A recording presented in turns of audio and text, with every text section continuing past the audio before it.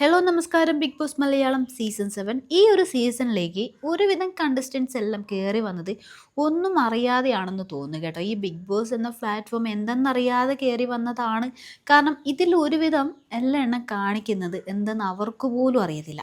നമ്മുടെ അനീഷിനെ പോലെയൊക്കെ ലീവ് എടുത്ത് പഠിച്ചിട്ട് നല്ലപോലെ മനസ്സിലാക്കിയിട്ട് വരേണ്ടിയെടുത്ത് ഒരു തേങ്ങ അറിയാതെയാണ് കുറേ എണ്ണം കയറി വന്നിട്ടുള്ളത്. പ്രത്യേകിച്ച് നമ്മുടെ ഈ അനുമോളൊക്കെ നല്ലത് കാണിച്ചാൽ നല്ലത് തന്നെ പറയണമല്ലോ, മോശം ചെയ്താൽ മോശം തന്നെ പറയണം. എനിക്ക് തോന്നുന്നു ഈ അനുമോളുടെ ക്യാരക്ടർ ഇപ്പോൾ ജാൻമണി ആകാൻ പോകുന്നുണ്ടോ എന്നൊരു സംശയം.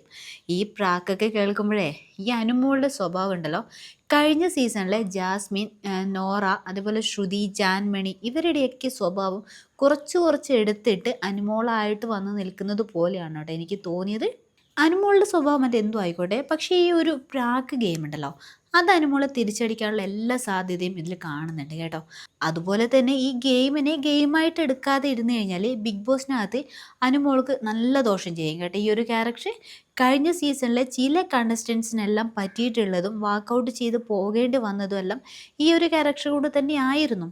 ഗെയിമിനെ പേഴ്സണലായിട്ട് എടുക്കുക, എന്നിട്ട് മറ്റുള്ളവരുടെ ഗെയിമിൽ പോയി അതിൽ കുടുങ്ങിയിട്ട് കൈകാലിട്ടടിച്ചിട്ട് ഒരു കാര്യമില്ല, കൂടുതൽ അതിലേക്ക് വീഴുക മാത്രമാണ് ചെയ്യുന്നത് എന്ന് സത്യം പറഞ്ഞാൽ ഈ അനുമോൾ ഇവിടെ തീരെ മനസ്സിലാക്കുന്നില്ല.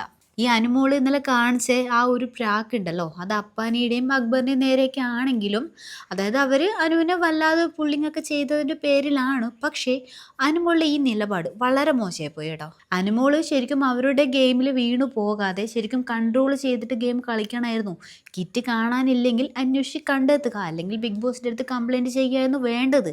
അവിടെ ഈ അനുമോളുടെ പ്രവൃത്തി കണ്ടിട്ട് ആദിലയും നൂറയൊക്കെ പറയുന്നുണ്ട്. പക്ഷേ അനുമോൾക്ക് അത് മനസ്സിലാവാഞ്ഞിട്ടാണോ അല്ല മനസ്സിലായിട്ടും ഇങ്ങനെ കാണിച്ചുകൊണ്ട് നടക്കുന്നതാണോന്ന് അറിയത്തില്ല കേട്ടോ. ശരിക്കും ഈ ഗെയിമിനകത്ത് ഗെയിമറായിട്ട് തന്നെ നിൽക്കണം. ഇവിടെ ഈ അനുമോള് നല്ലൊരു പ്ലെയർ തന്നെയാണ്. ഈ ഗെയിമിനകത്ത് നല്ലതുപോലെ കയറിപ്പോകാനുള്ള ചാൻസ് ഒക്കെ ഉണ്ട്. പക്ഷേ അനുവിൻ്റെ ഈ ഒരു ആറ്റിറ്റ്യൂഡ് ഉണ്ടല്ലോ, അത് അനുവിനെ നന്നായിട്ട് ദോഷം ചെയ്യും കേട്ടോ. ഇനി നമുക്ക് നോക്കാം വരുന്ന എപ്പിസോഡുകളിലൊക്കെ എങ്ങനെയായിരിക്കും അനുവിൻ്റെ നിലപാട് എന്നുള്ളത്.